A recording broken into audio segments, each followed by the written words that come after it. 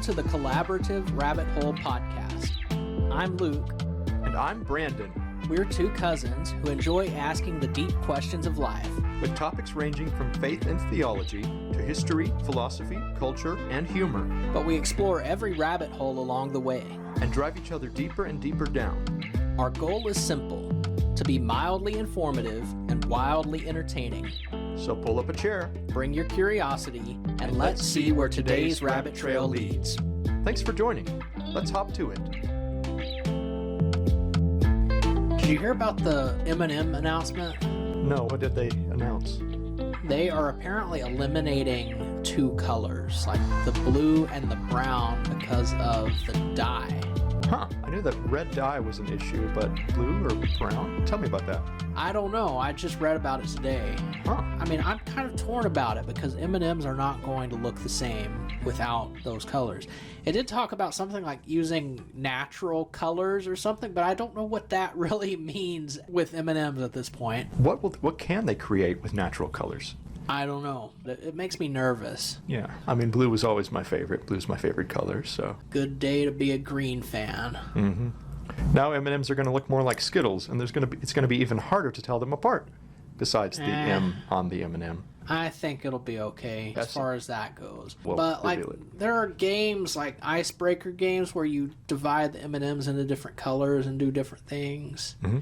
Were you at Huddle my first year to go to Huddle? I know there was an M&M game. Yeah. The first night we gather in a circle, there's a table in the middle, and there's a bowl of M&Ms and a bowl of Skittles, and they have these cups. You can get your M&Ms or Skittles. They said get as many as you want. And this is like my first youth group trip. Like, first time when my parents aren't there to stop me. And I take this 8-ounce cup, large cup when you're dealing with M&Ms at least, and I just plunged that into the bowl and brought it back up, and it's just overflowing with M&Ms. Not knowing what we're about to be doing. Yeah. But it's one of those games where you split up the colors, and you got to do this for this color and this for that color, and like give a high five or give a compliment or give a hug. I've got so many M&Ms.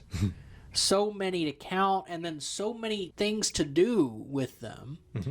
There aren't even that many people in the room, and so I'm hugging multiple people multiple times. Did you enjoy it? No, because I'm not a hugger to begin with. And here I am having to do this, and they all finished well before me because they were more frugal, I guess you could say, in their M&Ms or Skittles or whatever they picked. But they're finished, and they're just sitting there watching me, which is kind of awkward. Awkward. The worst part, though, after the game was over, we were allowed to eat our M&Ms. I ate so many. Which I did, too, and I think I was up until about 5 that morning on a sugar high. Wow. But there was no water fountain in that building. And we had a devotional, like sing some songs, listen to a lesson, pray. And so I'm just getting thirstier and thirstier because this sugar is just coating my mouth and throat. Yes. And I'm having to wait like an hour to get any water. Oh. And everybody's thirsty at this point by the time we get to the actual water fountain. And so I get some, and I'm drinking and gulping and just getting as much as I can. And then somebody behind me is like, dude, are you going to let somebody else take a drink? And so I had to get up, and I just went to the back of the line, and I just kept rotating through the line because I was so thirsty that night. I think I had like a sore throat or something the next day, so I'm glad to know it wasn't just me who had problems with all those M&Ms. That was miserable. Teenage boys making bad candy decisions. Mm-hmm. I ate so many M&Ms that night. I regret it. So when I was hosting a youth retreat a couple of months ago, I started with that game. But I provided smaller cups, so nobody was in as bad a shape as I was. Good. And actually, our theme that weekend was from the Psalms. Mm-hmm. And so I told them that story about me playing that game and being so thirsty, and I related that to Psalm 42, as the deer pants for streams of water, so my soul thirsts for you, O God. Mm-hmm. If you think about the thirstiest that you've ever been, and then drive that home, that's how we should be feeling for God. Yeah. Anyway, we kind of left off last time. Where were we when we ended on that last episode? We were going to talk about how this podcast started. So can you tell us, Luke, what inspired you to do this podcast? Well, I first thought of it back when we were renting a house together and we were just talking in the living room one night. As we do. And it was such a crazy conversation that I decided to document the progression of topics. I put it in a Word document on my computer and I entitled it Random Conversations with Brandon. And I've been thinking about doing a Random Conversations with Brandon podcast ever since. Glad I could be an inspiration. But I opened that first one last night just to remember where it all started. We started with the news of Meghan Markle's pregnancy, the first one. And from there started wondering how long it takes for the people in the African bush to get news like that. It's oddly specific, but okay. You were probably the one that brought that up. Very likely, yes. And so then we got there and said, well, first they'll have to hear about Princess Diana's funeral. Which happened a couple decades ago, at least. And then from there we started talking about Ronald Reagan's funeral and then the Pope's funeral, and there were several more topics. At some point we were talking about the royals' last names, and it just keeps going downhill. But we concluded with a pretty intense discussion of the history of political parties in the United States and the drawbacks of a two-party system. Indeed, I have had that conversation a few times. And, it interests me that you actually kept a record of what we did, like of how our conversation devolved from there, if you can call it devolving into That's insanity. exactly what I would say. Nailed it. That was a very fake laugh. How's that? Goodness. Okay. I'll take the first one. Okay. I don't know, that one just particularly amused me. And so I think I said then, back in 2020 after that conversation, that we should start a podcast, and every time we have one of these conversations I bring it back up. Yeah. That's just where the original idea came from. Why now? Why is now? Another story. Oh boy. Why now? You see, a few weeks ago I was in Cracker Barrel, as I almost always am. Because I guess for background, I go out to eat a lot at the same places. I just kind of rotate through 5 or 6 places and end up eating at all of these places multiple times per week. He really does. He observes it often. Yes. And I've become somewhat of a regular, and the staff recognize me and all that. A few weeks ago, the waitress asked me why I always order the exact same thing. So what did you say, Luke? What did I say? What did you say? I'm editing that out. So why do you, Luke? Well, the funny thing is, I had kind of journaled about this a few weeks before that happened. I'm just trying to figure out why I come so often. I never did settle on an exact answer. I think there's a lot going into it. I told her that it was fewer choices I had to make. She's like, what do you mean? We have a whole menu full of things. And I'm like, exactly. If I come in knowing I'm getting the same thing every time, I don't have to think about it. I don't have to decide. It's just simpler. Easy. Just free mental capacity there. Okay. I do think that some studies show that if you give somebody a lot of options to choose from, it does give them a paralysis. Yeah, decision paralysis is a real thing. Exactly. And decision fatigue, when you repeatedly make decisions and all of that, it wears you down. Oh, yeah. And then there's the executive monkeys study. I told you about that one time. Maybe, but you're going to have to refresh my memory. It's where they put these 2 monkeys in a cage side by side, and one will get an electric shock every so many hours or so, and the other monkey has a switch, and if they hit the switch on time, they can stop the shock from happening. Half the monkeys died. Oh. Not the half you would think. It's not the half getting shocked. It's the half making the decision, because the stress of the decisions were giving them stomach ulcers, which would rupture and they would bleed out and die. Wow. Decision fatigue. Huh. The stress of making decisions is very real, and so I limit how many decisions I have to make by just ordering the same thing every time. So you're like a Raising Cane's kind of guy, where the smaller menu is nice because you don't have to think about it as much, you're less likely to make a bad decision given all the decisions there. Well, I mean, yeah, Raising Cane's really only has one thing on the menu. All you have to decide is how much you want. Yeah. Yeah, I'm kind of like that. But, I mean, I could go on. There's some level of comfort and familiarity. I am like a creature of habit. I am with everything, always have been. Well, when you put it that way, it makes a little more sense. Unfortunately, she's just there working. I don't have time to explain all that to her. And so she's just like, huh, and kind of chuckled and nodded and walked off and continued our evening, her working, me eating. Yeah.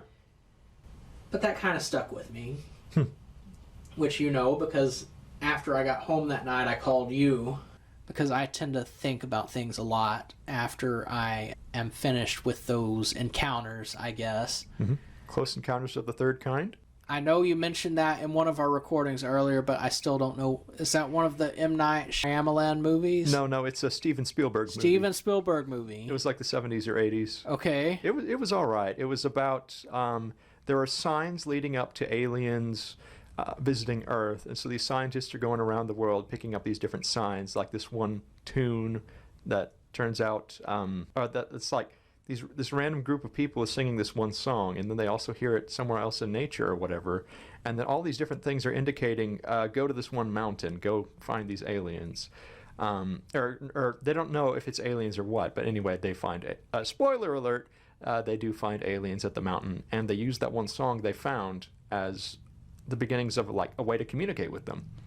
Well, this is going to be like time travel for our listeners, because we are recording our episodes out of order, and the one that we talk about that later on is like episode 3 or 4 or 4 or 5 or somewhere in there, and this is now episode 2, and so it's like traveling back in time, I guess you could say.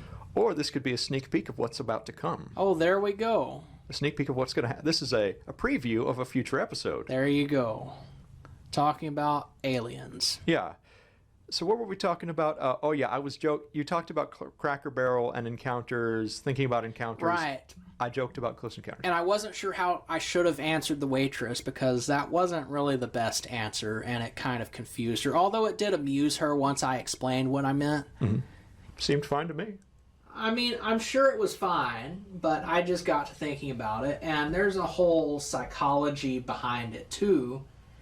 And I kept thinking about that for a while that night. And so I ended up calling you after I got home that night. Yeah. And you didn't really have an answer for me either. I mean, you had some like suggestions, but I was fine enough with the answer you gave. yeah, but I don't necessarily trust your social instincts any more than I trust my own. Yeah, I'm a little awkward sometimes. And so I asked ChatGPT. And what did ChatGPT say? It was fine with what I said. It gave me several stupider things and then asked what I actually said. And it turns out to have liked my answer better than any that it had suggested. Are you sure? I'm sure. Suggested, yeah. And, yeah. So maybe I'm smarter than the computer. Who knows?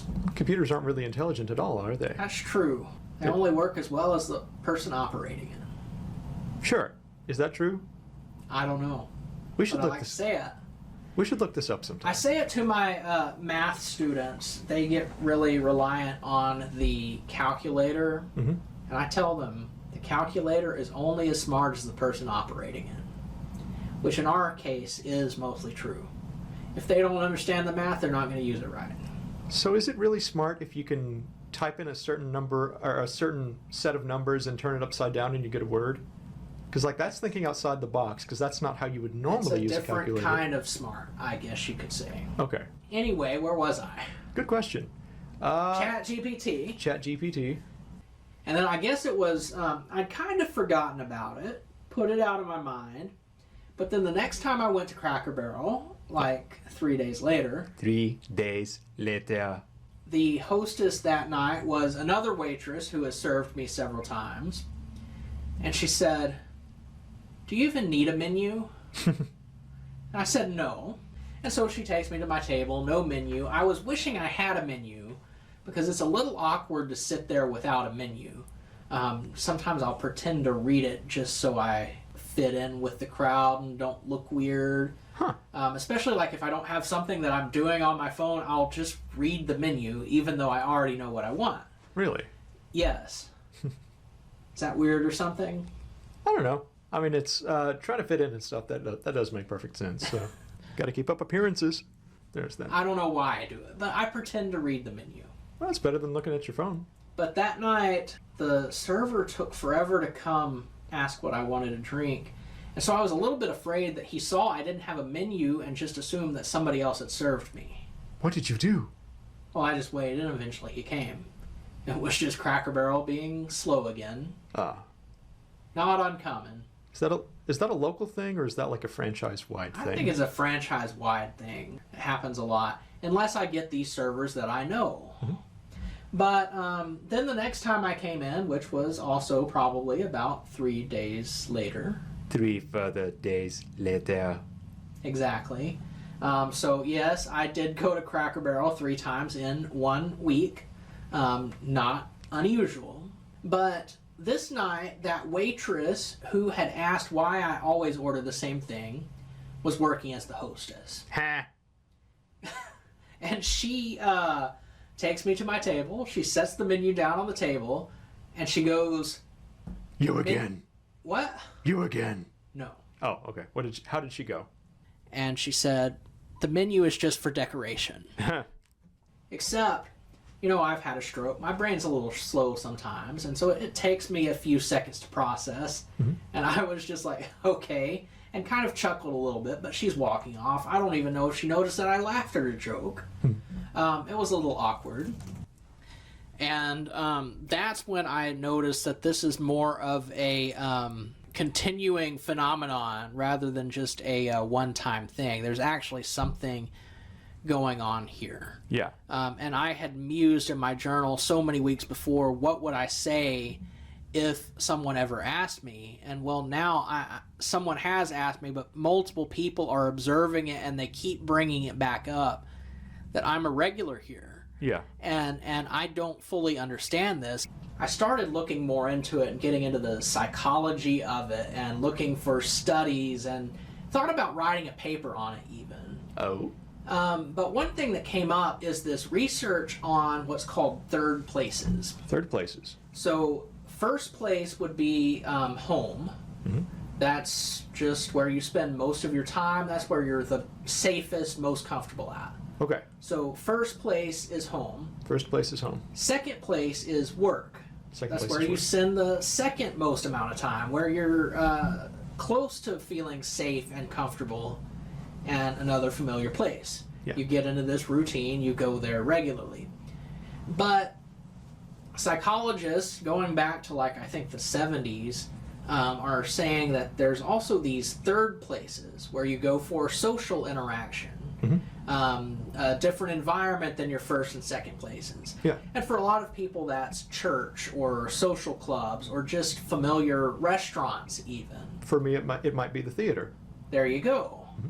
And so for me I got to thinking, well, it's kind of complicated for me even because, you know, I got to thinking, you know, a church is generally a third place. It's one of the more common third places that people have. Yeah. But for me, I work at a church, and so that's my second place. And so then work and social life kind of intersect there and complicates things a little bit in my life. And so that might be one reason I'm going to these other places so often.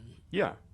There's a writing group that I've been attending locally for the past few months, and I've had a great experience with them, but there's not really a lot of people my own age there. Mm-hmm. But then I got to thinking about it more just this week. Even I was at the doctor's office, and not even my primary care, the specialist's office. You know, I mentioned in the last episode that I am chronically ill, and so I go to the doctor in Dallas fairly regularly, and I realized they all know me better than the people at Cracker Barrel know me. Like, they know my name. They recognize me when I walk in. They remember things from last time. And beyond that, they know my health situation. Yeah. And And so it's almost like the hospital, the doctor's office has become a third place for me in a sense, which is kind of sad, and maybe yet another reason I'm going to all these restaurants seeking out this third place, and especially to be known somewhere for something other than being sick. Yeah. Like even at church, people are always asking about my health, how I'm doing, things like that. And that's certainly the case at the doctor's office.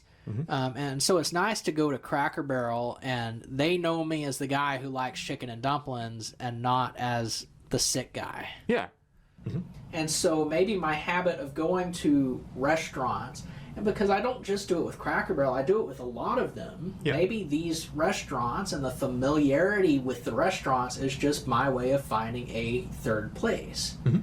And so my interaction with the servers has just become part of being in my third place and finding my third place. Yeah. So I start wondering, how do I find that? And started thinking about, other possible third places where I can actually meet people and have meaningful conversation. Because I feel like the staff at Cracker Barrel are my friends, but I have to remind myself that it's their job to be friendly. And it's not possible to really carry a conversation or build a meaningful relationship in those brief interactions while they're serving you. Yeah. And ChatGPT observed that I am a storyteller. Huh. You're a storyteller. Does that surprise you? Not really. I will say that for a lot of your sermons, you've started off with a story that relates to it, and I found that to be a pretty effective tool. And that's where I hear that most often, is that I have a storytelling style of preaching. Yeah. And so I do kind of embrace that when it comes to preaching, but I haven't thought of that as like a personality trait before. Yeah. And so since it pointed out, I've actually been thinking this way. Like, how can I use these stories for my preaching? And how can I use them for this podcast and all of that? But as I discussed this with ChatGPT, my conversation sort of got a little weird and out there. As it goes with ChatGPT? Yes, as it goes with you. Of course. At least I have a brain, unlike ChatGPT. Yes, and I remind ChatGPT of that all the time. You do? You're just a computer, you're not a person. Huh. I do tell it that. No, last night I had lost something, and I was telling ChatGPT about it, asking for help, where should I look to find this thing? And you know what ChatGPT said? You lost the game? No. I lost the game now, though. So did I. Okay, what did ChatGPT say to you? It said, when I lose things, I tend to find them in my pockets. It has pockets? Or in my backpack. And I responded, I find that incredibly unlikely. And then it repeats it and furthers it. And I said, I don't see how you lose things or how you have a backpack or pockets. And it finally admitted that, I was just going based off my experience with people. Yeah. But I remember more than ChatGPT does that it's just a computer. Indeed. Anyway, as I was going on in this conversation, here we go. I got to thinking about what I'm doing with my life. And, I keep analyzing all of these interactions and what could I have said differently or how could I have responded differently. And I think and think and think. And I said, I've mentioned this to my therapist before even, that sometimes I want to write a book entitled All the Things I Wish I'd Said. Where, because there are just things that come up later. I think of what I should have said in that situation, and I could write a book about how I imagine the conversation would have gone had I actually said it. Yeah. But my therapist's advice when I told him that was, how about instead of writing a book, you just actually say those things. Live it instead of imagining it. Indeed. And I told ChatGPT all this and explained I don't know how to live it because I don't have much of a social life. And so it's been an interesting thought, and my initial thought was, what if I start a storytelling group? But then I decided, a podcast is an easier, maybe more natural way of doing it because it's just me and you. We have conversations like this all the time. Yeah. And so all of these things are helping me to find my social niche, I guess you could say. And so it's just me trying to get out of my shell a little bit, tap into my personality, put it to use, and maybe connect with people, although connecting virtually and asynchronously. Is that a word? I think so, yeah. I know asynchronous is asynchronously. I don't know. If it's not, we'll make it a word. Thank you. You're welcome. Call Merriam-Webster. Beep, beep, beep. Hello? After we're going to add a word. Oh, she hung up on me. Again? Third time this week. Anyway, what were you saying? So I just think this will help me tap into that and maybe will impact the rest of my life too. Doing something that's a little bit out of my comfort zone. Actually stepping up and doing something I've been thinking about a long time, taking on the challenge. I think it'll be good for me. Indeed. That does sound like a good goal. So I'm really excited to do this podcast. Yeah. Does that answer your question, or do I need to keep going? Nope, that's plenty. You sure? Yeah, I'm sure. Okay, good. Because I've got a question for you. Uh-oh. So why are you doing the podcast? Well, first of all, since my dream is to be a voice actor, I figured, well, this could be some good experience. And, this could help with a career at some point. Or if not, this could at least be something fun. And so it's like, okay, let's see where this goes. And actually, it worked out because you already had a lot of the audio equipment that we needed. I just had to get a second microphone and cord to plug it in because you already had a lot of the equipment for your voice acting aspirations. Yeah. So it's like you've been waiting for this opportunity for a long time. Indeed. I've been waiting to get a good computer to where I can start using some of this equipment. And you happen to have a good computer that we could use for this recording process right now. So you're using me for my computer. Exactly. Oh, wait. Wow. Did I say that out loud? You did. Oops. Oh, no. Okay, I mean, you said it. I just agreed with it. I guess it's more of a mutual dependency. Indeed. We need each other. We're stuck together. How sweet. Definitely. So why else? Or is that the only reason? I figured it could be fun. Now, what did you think the podcast was going to be about? Because last week we talked about how you agreed to do it before I even told you what the concept was. So what were you thinking it would be when you agreed? At first, I thought it was going to be mostly asking theological questions and whatnot. And we've had some good theological discussions. So I was like, okay, well, I might could do something like that. Yeah, and I'm sure that'll be part of this too. Yeah. There's plenty of room for any topic we want to cover. Mm-hmm. So that'll always come up. Indeed. But we have had some good theological discussions, though. Yeah. Most of it's me listening and you explaining, but I'm cool with that. Or you asking questions and me answering. Yeah. And speculating. Mm-hmm. Or telling you about my most recent sermon. Indeed. But I do enjoy it. Hopefully you enjoy it. Yeah, I tend to. Sometimes I worry it puts you to sleep. Generally not. You're good. But you're generally interested in just about anything. Quite a lot, yeah. You like to learn. I do like to learn. Just like me. Marvelous. Well, I think that's part of what makes this dynamic so great. That's how we get down these rabbit holes and all that. Yeah. I will say that this has actually kind of put a damper on some of our conversations because we've both been aware this could be like a whole podcast episode and we don't have the microphones recording right now, and so we need to put this off until later when we're recording. Save it for later. We need the mic. And so that's been an interesting impact to our dynamic. Yeah. Like at Cracker Barrel the other day when we were eating together, we were like, this would be a good thing to save for the podcast. And whatever it was we were talking about, did we save it or did we? I think we saved it. We cut ourselves short so that we could have more to say. Yeah. Right? Yeah. Which, by the way, you're the one who suggested Cracker Barrel that night. My idea. And he actually went for it. You just wanted to see what they would say. Well, that, and I wanted to see what you would do, too. I knew you'd had that awkward moment at Cracker Barrel, and I was like, you know what? Let's just see if he goes for it. Whether or not it leads to it could lead to more awkward moments. You were hoping to witness this for yourself. I was. And I suspected there was a chance you might say no, and that would be fine. But also, I enjoyed Cracker Barrel, and I do like their pancakes. And so I was like, you know what? Let's see if he bites. Does he take the bait? And he did. Well, of course I did. Yeah. But and I did eat pancakes. I will tell you, and I think I told you that night, that the wait staff that generally recognize me, they're more like later in the week, and so going on a Monday did not help your case. You're right. So, where should we eat tonight? Taste of India. No.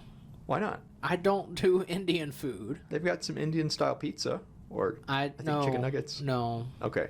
How about? I'm not sure. You got anything? Just my usual places. There is a Mexican. Well, we did eat. Wait, we just ate. We had Mexican like a couple days ago, didn't we? I could eat Mexican every day. Yeah. And not have a problem. Yeah, But I tend to like the same places. I don't usually try new places. Is there one new place in town that you would consider trying? No. Okay. I could do Raising Cane's.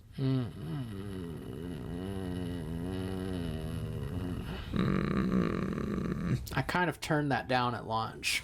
Oh, okay. Okay. What about? Which I will throw in there. There was one time we were deciding where to eat and asked Brandon what kind of food he was interested in, because he couldn't come up with a specific place. And he's like, I'm in the mood for fried chicken. I said, okay, what kind of fried chicken are we talking? Because, I mean, different places have different options. And he goes, Wendy's chicken nuggets. I love Wendy's chicken nuggets.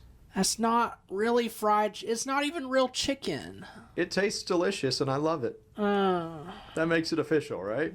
No. Oh, okay. So where did we end up that night? Do you remember? I don't remember. We actually ended up at Cracker Barrel that night. This was over a year ago, but yeah. I would be down for Wendy's tonight if you wanted Wendy's. Not particularly. Okay.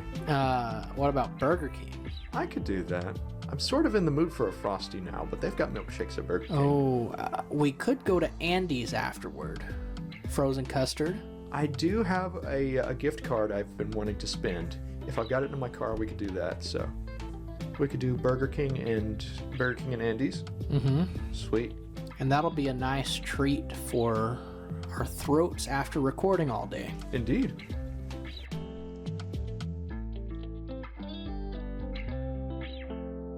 If you enjoyed today's conversation, please like, subscribe, and leave a review. And be sure to follow us on Facebook, where the conversation never ends. Thanks for listening.